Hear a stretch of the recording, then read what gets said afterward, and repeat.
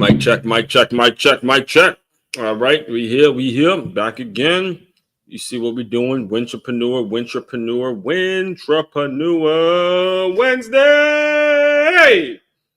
Wintrapreneur Wednesday, first one of the new month. Let me get everything shared out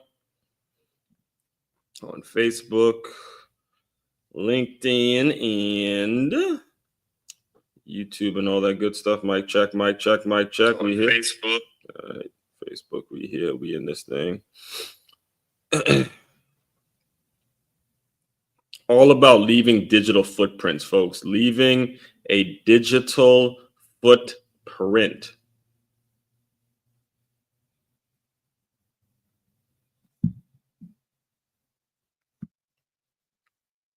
You can sort of guess what that means, but we're going to dive into all that as we always do around here.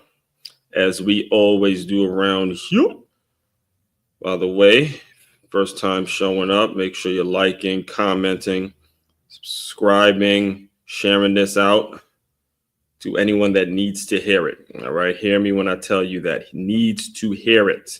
It's a select few people that are going to be in my world for a long period of time. And those are the people we want. You don't need a lot. You need the right substance. All week, we've been diving into the importance of substance. You need the right substance. All week, we've been diving into putting the right substance in our prompts, understanding what a prompt is, understanding the value of a prompt, understanding the significance of the word prompt and how it's grown and how it can lead to a more conducive work environment, a situation in which you're better off professionally because you know what you want, you know what you're working with, you know what you can outsource, you know the kind of people you want around you. All of this stuff is important and it's quality information. In fact, I was just having this conversation yesterday with my girl, and we were kind of agreeing with each other as two people that are, have taken L's in the past, have been through, we're pretty much the same age. She's a year younger than me, but pretty much the same age. And as two people that have kind of grown up in these cultural changes, there's an understanding that the work I do, the quality information that I provide to people, there is never going to be a whole lot of people that want to hear. Now, everybody needs to hear it, but there's only a select few people that want to hear, because there's only a select few people that want to be great, that want to be the owner of their businesses, that want to be the kind of the wintrapreneur, the person that's actually, setting things off, setting themselves apart, being different than everybody else, not following the crowd, all these kinds of things. That's what I represent, and that's totally fine. It's so important that you put yourself out there in a unique, authentic, and a genuine way so you can get the honest, raw, uncut feedback, and you're moving forward in the right way. If you can recall, this past Monday, I gave myself a D professionally because I deserve it. A D professionally because I didn't do the things that I set out to do professionally this month. But what I did do is make up for those things in a personal relationship. And these are conversations that I have with her. I'm starting to see how that can work in two sides, because work in twofold, to where even though I didn't do the things I need to do professionally, personally, it's coming back. So this is all a process. It's all me learning and all me, going through life, explaining to you all how to do it, not because I know it all, but because I actually live the stuff that I'm talking about. So all that being said, let me just introduce myself to anybody that they may be new to this world. Again, if you are new to this world, just expect that I go on several random rants because this is me. This is what I do. It's what I'm about. I don't fake it. There's no scripts. There's nothing in this show in which, you just know what's going to come out of my mouth. I know what I'm going to be talking about, but you never know what direction I'm going to take and how the rants that I'm going to go on and the tangents and stuff like that.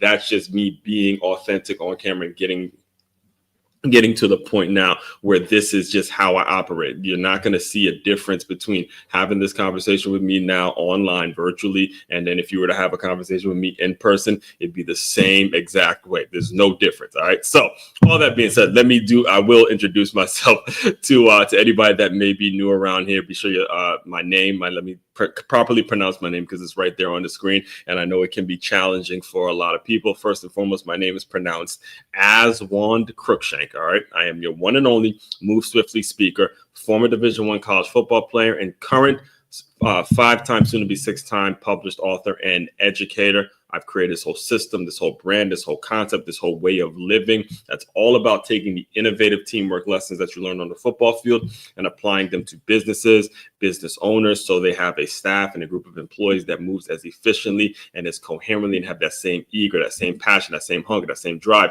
as a championship youth or high school football team. That is what we call move swiftly. That is what we call moving swiftly around here. It's taking that concept, taking that drive, taking that demeanor, taking that hunger, taking all of that you see in your typical championship youth or high school football team and implementing all of that in your business, right? That's what you want. You want folks coming into your business with that eager and that passion. That's what you want. And then you could teach them the rest. Again, you could teach them the technical stuff in terms of what it is they need to be doing from a day-to-day standpoint. What I'm going to teach is how to come to work with that dog. How to come to work with that dog. Like every single day is game day. Every single day we got that rivalry week, baby, where we just balling.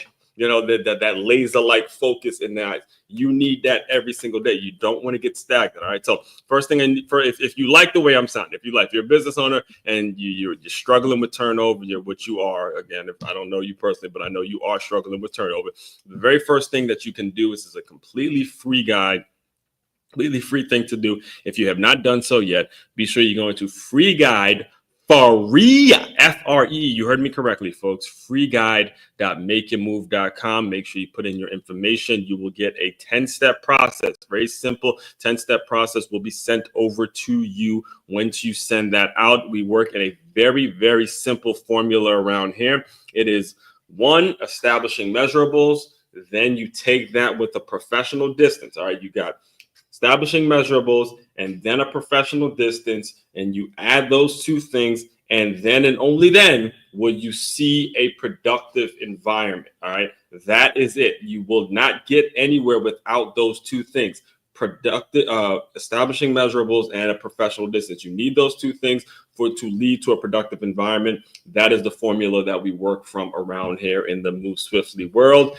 Next thing, if you are not interested in anything free and you're ready to have me come and speak to your organization directly, speak to your staff, give them this energy, this passion, this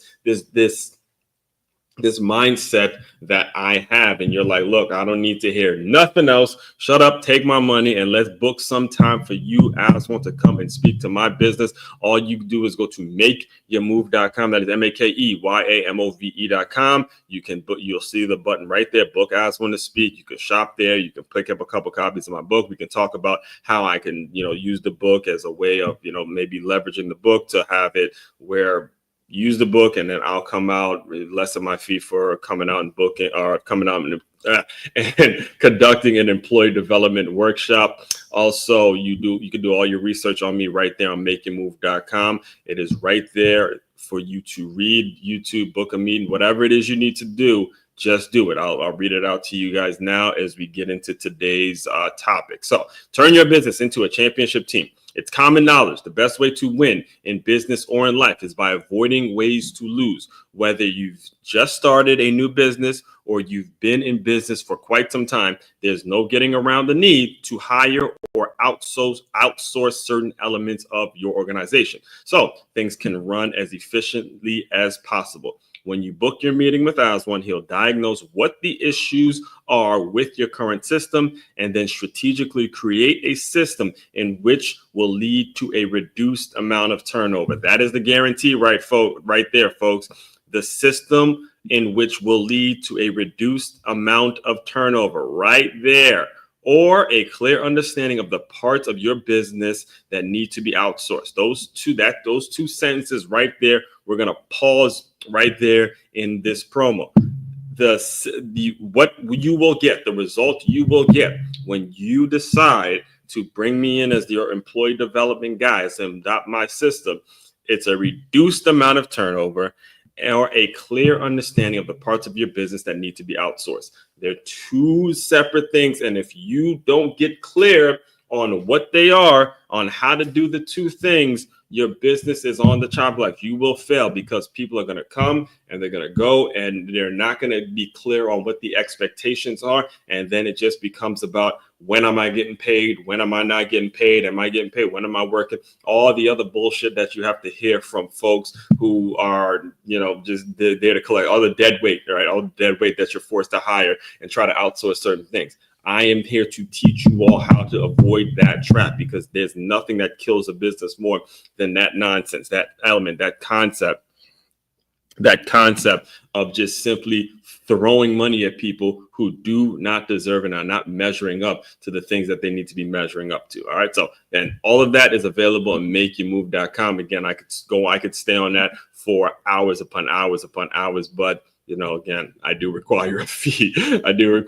Before we get into it. All right. So all that being said, let's get into today. Let's get into what we're going to be discussing today on Trapreneur Wednesday. Trapreneur Wednesday. If you don't know what the term Trapreneur means, give it a second. I will be breaking it all down as I go through the article. Now, before I go through the article, though, I want to make clear about what we're going to be discussing today when we're talking about leaving digital footprints. All right. Be clear when I say this. Be clear when have a clear understanding when I say this. All right. Leaving digital footprints is about playing the long game. It's about playing the long game and understanding the long-term planning that needs to take place. There needs to be something in your mind, something set in your heart and in your mind in which you see yourself doing 10, 15 years down the line. That's going to make you get out of your comfort zone and go online, put some things online that you're passionate about right now, because you do not know when it's going to come back. You do not know when you're going to, what lessons or what is going to happen in the future that's going to make it for somebody to be attracted to your work. I can talk for hours. Again, I would, but I'm learning. I was given the advice yesterday to cut down on the 45 minutes on the live stream. So I'm going to work towards keeping this around 30 to 35 minutes. Usually on my recap episodes and the faith-based Fridays, I keep those at 30 minutes, and the film session Saturdays, I keep those at 30 minutes. But when I'm just, having conversation like this and going over the topic, I could, there's been times I've gone over an hour, and I'm not doing that anymore, because again, I was advised when I'm giving this type of quality information, I got to make sure I'm cutting myself off, because there's too much. Y'all are getting too much for free. Too much quality information for free. All right. And it leads me to the point that I want to make about leaving a digital footprint. When you're discussing leaving a digital footprint, it's really about putting something out there that probably won't get any views. There's nothing that'll happen. Your life's not going to change. You're just going to put it out there simply because you're passionate about it, and simply because it needs to be said. That is all I did to get started. That is it. All right. There was nothing else more than me seeing and being in a situation that I could not stay quiet about. I could not stop talking. I mean, it was driving me crazy, because I was living in South Florida. Again, my dream location, the location I wanted to be at. But I'm trying to work 2 part-time jobs, and I'm seeing folks, I'm seeing owners, I'm seeing managers of employees. I'm seeing these people not measure up, not do small things that would have made it so these part-time positions could have easily turned into full-time positions had there been some leadership, had there been a seller's mindset, had there been you as the owner, you as the person who is up top. You need to figure out how to, take advantage of the person's passion. You need to figure out how to utilize the skills. In fact, there was just having a conversation, and I'll get to you, but let me just get the story out really, really quick, because I meant to tell you guys this 2 days ago. But I was just having a conversation with a friend of mine, and he was upset about the fact that they were he's really into graphic design and things like that, and he does graphic design for the company that he works with, and he was really upset at the fact that they went and they posted something about them looking for other graphic designers. And I remember having a conversation with him, and I was saying, hey, what, because I played football with him and stuff like that, and he sees the work I do and all that.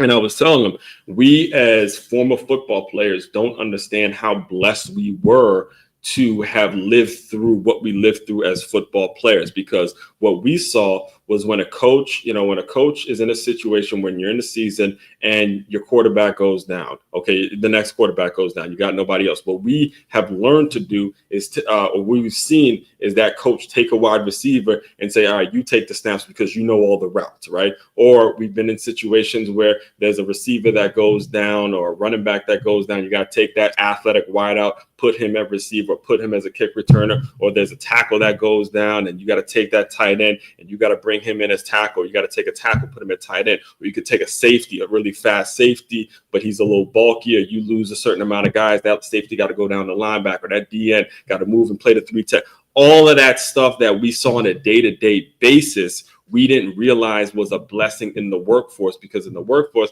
there's folks who got the money, got the position, got all of it, but they cannot look at talent and say, this is how we reduce the situation by not going and hiring somebody else, but looking at what we have and saying, who can do what? And I remember actually giving them the story, and I'll tell you the story now, or explain it to them back when I was at Stony Brook. And for those of you who don't know, this is where I played, and I didn't write about this story specifically, but you can get a copy of Transferring D1. All that is available on makeyourmove.com as well.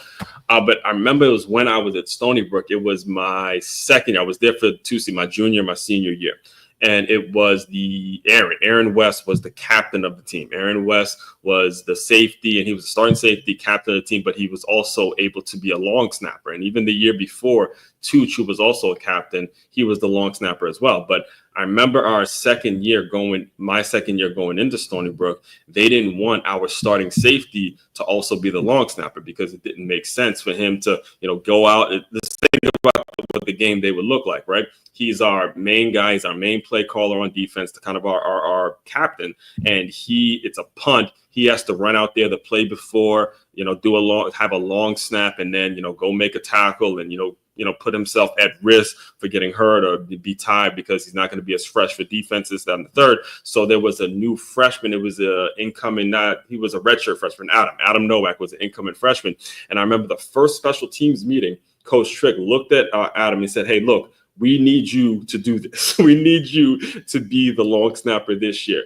And he pointed at Aaron. He goes, that's a luxury. We don't want to have to put our starting safety at long snapper for special teams. And that's what we learned, right? That's what we learned. I'm bringing all this up because, again, when you're talking about leaving a digital footprint, it's all about exposing yourself to the amount of things that you can do. So that's what we're going to discuss today. And it happens impromptu. You never know, because I'm going to prove to you today how you just never know certain things can happen, and what you come across online, how that might be beneficial to you in the future. All right. So that's enough intro. I went 20 minutes of talking, 20 minutes talking in the intro. Let me get to the article now. All right. So Wintrapreneur Wednesday, leaving digital footprints. All right. You see a picture of one of my favorite videos on the internet. All right. It is Mary J. Blige and Jay-Z. I've seen them in concert. It was one of the greatest experiences of my life. They did an interview with Tavis Smiley, if you know that name, Tavis Smiley. I'm not going to play it because I don't want to get demonetized, but I will be explained as I go through the article. Just stay with me. So podcast listeners, stay with me throughout as I walk you through it. So I'll show the videos that I'm in, but I'm not going to show the Tavis and the Mary J. and Jay-Z and the Mary J. Blige one. So here we go. Happy Wintrapreneur Wednesday to all my growth-minded creators and professionals out there. Let's start by defining the term that grounds this movement. Wintrapreneur, someone with a strong entrepreneurial vision for their life, who's been fortunate enough to find a job that pays every 2 weeks and aligns with that vision. Yes, you've probably heard of an intrapreneur, but around here in the Move Swiftly sports marketing universe, we put our own creative spin on things. We're building careers that balance stability with purpose, and teaching others how to do the same. This week's theme, from prompt to product. All right. All week, we've been exploring how to turn ideas into action in today's AI-fueled world. Originally, I was going to feature one of my favorite stories I was going to feature one of my favorite stories ever, Jay-Z's Rocawear origin story, told in a way that's both fun and inspiring. If you haven't watched it yet, do yourself a favor and hit play. I've watched that video more times than I can count. It's a reminder that digital content can become timeless, and that laid the groundwork for what I really want to focus on today, the importance of digital footprints. All right, so real quick, let me just walk you through what I mean when I say Jay-Z's Rocawear story. So if you're not familiar, and he says it all in this video, but I don't want to play it because I don't want to. In fact, you know what? Let me Google it to see. Ooh, not Girl Scouts. Jay-Z and Travis Smiling interview. Right. All right. So it is. Let me see if I can find a few images. So this is it. Let me see if I got the trend. Okay.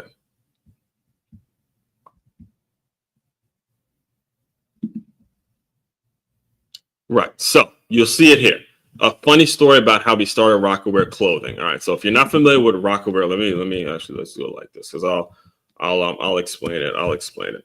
So if you're not familiar with Rocawear, all right, Rocawear was a clothing brand. I'm showing it here. So podcast listeners, I'm showing you just some video of what Rocawear was. It was a big time clothing brand that Jay-Z started with him and Dame Dash back in the days of the old school days of Rockefeller, and all that kind of stuff. And you see Rocawear. I myself had a couple Rocawear shirts. In fact, I think I could find it. Let me see if I can find it. Yeah, I am a pretty big Jay-Z fan. So let me see here. I think I have the picture. Yes, of course I have it. Let me see.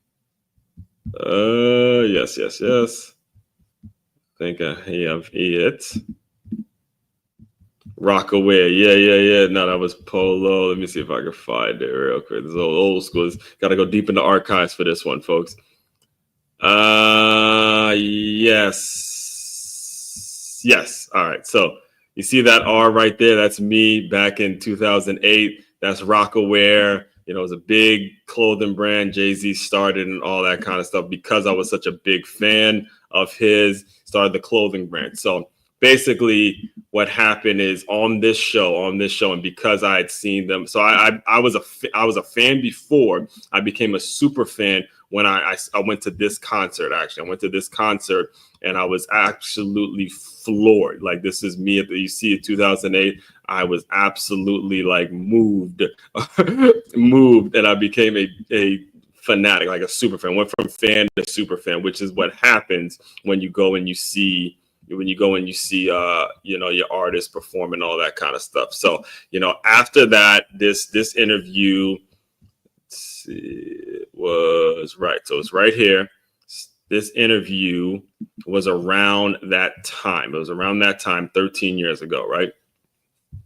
And he talked about how he started Rocawear, and I have it verbatim. I'll walk you through it verbatim again. I recommend you guys go watch it on your own. But he said it's really an extension of what he does. You see an artist, you see a Mary J. Blige, you see the brand, you see the clothes, you see everything that they're about. So at the time, the way he started at the time, he was wearing this brand called Iceberg. All right, Iceberg is another clothing brand that I will play here. I will put up for you guys real quick. Clothing, Iceberg clothing that has really cool like cartoon characters on it. This was the brand that he was wearing. I remember my cousin actually, who runs his own clothing brand, same Jumper Status now.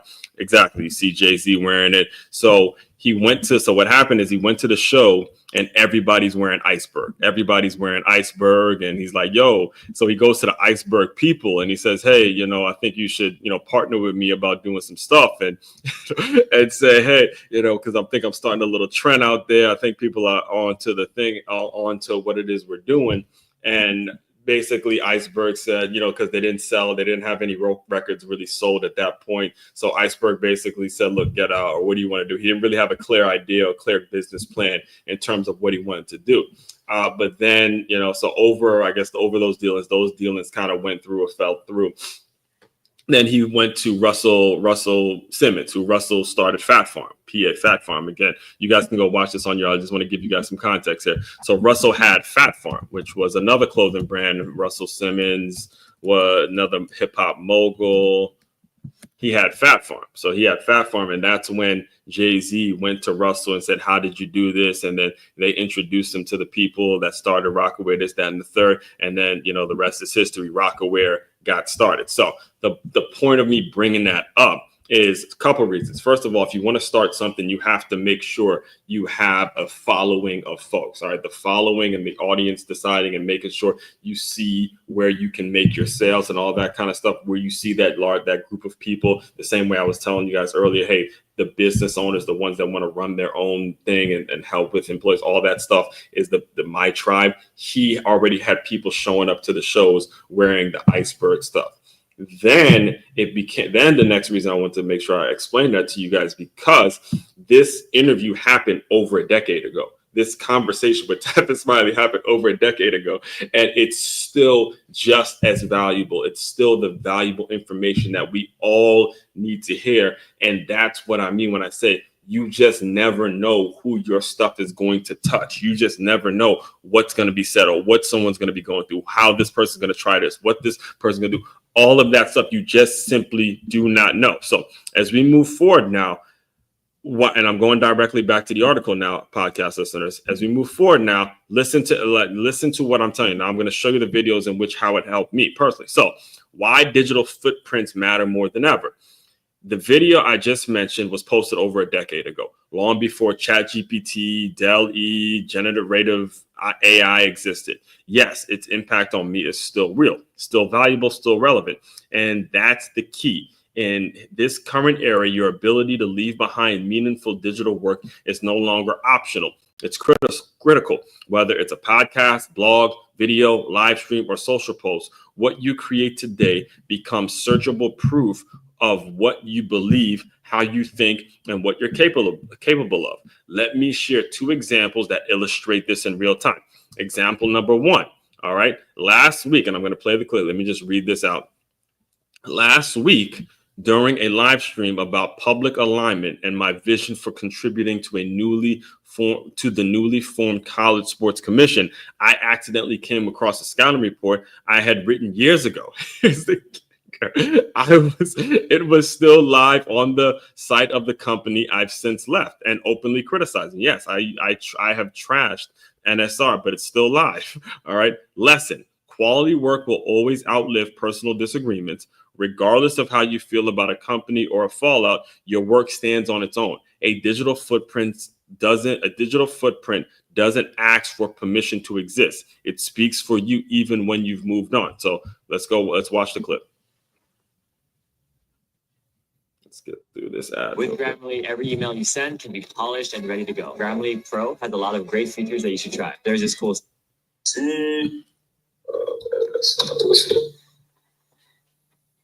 Yep, it's still there. It's still all of this stuff is still. Let's see, it's still around. It might. It was so long. Yeah. Oh my God! It's still here. Oh my goodness! It is still here. 2013. Malik Dorsey. Oh wow. Look at the name. Look at the name on this thing, guys. Look at how.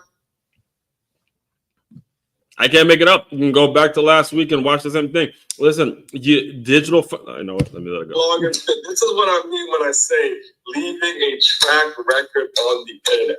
Our featured athletes. So they did National Scouting Report. So let me before I get to that, because I'm gonna have to really break this down. All right. So National Scout. This was my first job out of college. I was, again, played college football, and all that stuff, and I wanted to scout. So took up, it was all commission job at National Scouting Report. And basically the way it works, I would go out and recruit high school kids and get them signed up to a service. Follow me swiftly, Swift_LY44. And that's number one. Let's go to example number two. So example number two, Father's Day. Watch it, and I'll play the sermon in a second. In another live stream, I found myself unexpectedly referencing a powerful speech from Chuck Pagano, delivered after his battle with cancer. I had first watched that video over a decade ago. In that moment, live on air, the memory hit me, and it tied perfectly into the Father's Day sermon I was sharing. These moments aren't scripted, but they're real, and they happen because content, when it's authentic, sticks with people. That's the power of leaving a digital footprint. Let's go to the clip, folks. See, 2 more daughters get married, dance at their weddings, and then Hoyt Lombardi several times. I'm dancing at 2 more weddings, and we're hoisting that trophy together. And he had to shave his head, and he obviously had to take his time off or whatever. But he was well enough towards the end of the season to be able to come back and give a speech to his players. And I swear I'm getting goosebumps right now thinking about the look on his face when he says, "Look, guys, I'm dancing at 2 more weddings before I go. I'm dancing at 2 more weddings." He didn't even talk about winning the games. He didn't. This is the NFL, folks. All right, you can't see the goosebumps, but I'm getting goosebumps thinking about it. But he wasn't talking about what you do to stay employed in the NFL. He got up there and told these grown men, quasi-millionaire men, "I'm dancing at 2 more weddings because I want my daughters happy, and that's why I'm staying alive." Ball-head and everything. Man. Okay, that's amazing. But that's the right mindset to have. Now I gotta find it.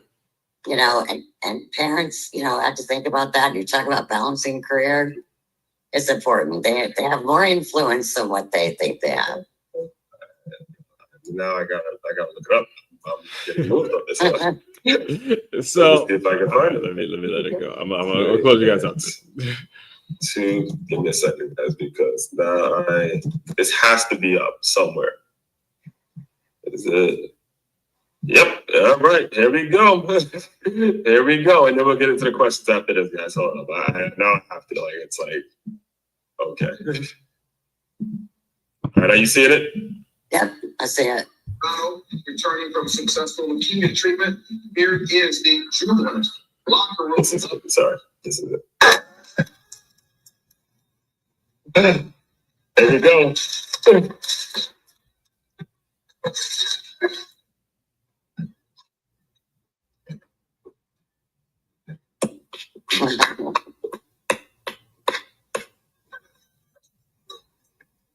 I mentioned before the game that you guys were living in a vision, and you weren't living in circumstances. Because you know where they had us in the beginning, every last one of them. But you refused to live in circumstances, and you decided consciously as a team and as a family to live in a vision. And that's why you bring things home like you brought home today. That's why you're already champions and well on your way. I got circumstances. You guys understand it. I understand it. It's already beat. Yeah, man, it's already beat.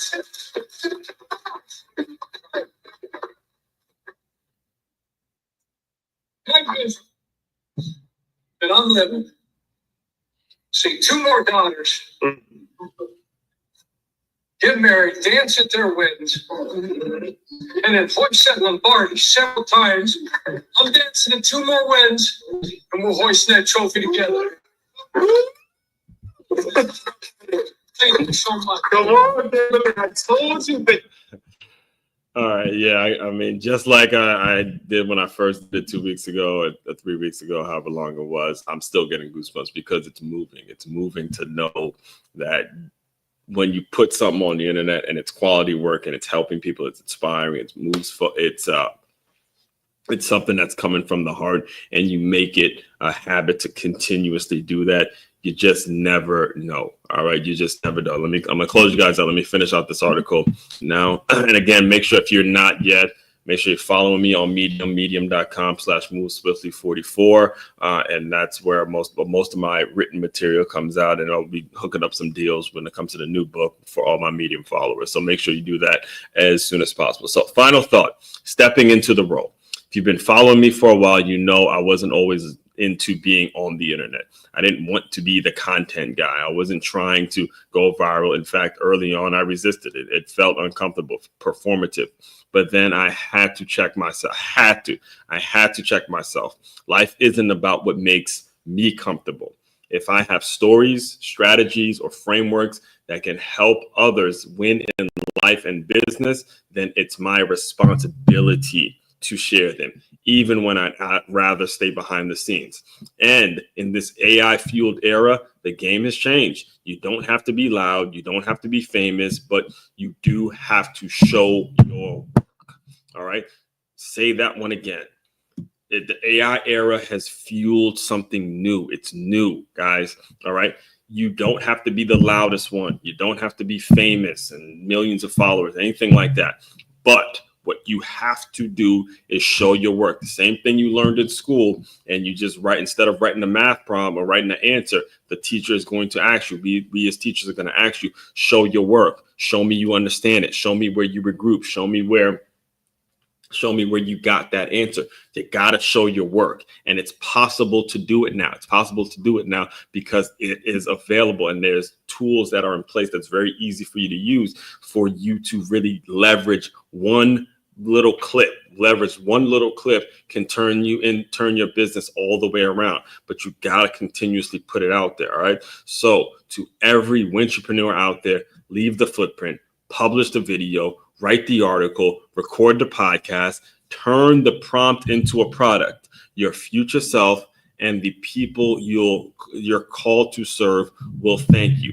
Understand, your dreams, your goals, whatever aspirations you have, they're tied in to on somebody else's. You just never know who they're going to be touching. Chuck Pagano didn't know As One Crookshank was going to be talking about this, 13 years later and making it relevant again, because it was just what he was living through at that moment. And it still obviously touched me, and it's going to be something that touches a lot of folks. So do not be afraid to put it out there in some way, shape, form, or fashion. All right. So all that being said, main website to check out to dive deeper into all the work I'm doing and everything I'm all about. Again, it is makeyourmove.com. That's makeyaamove.com. One-stop shop for your teamwork and your self-development needs. As One Crookshank, your one and only Move Swiftly speaker. Checking out. You guys continue to move swiftly. We will talk more soon.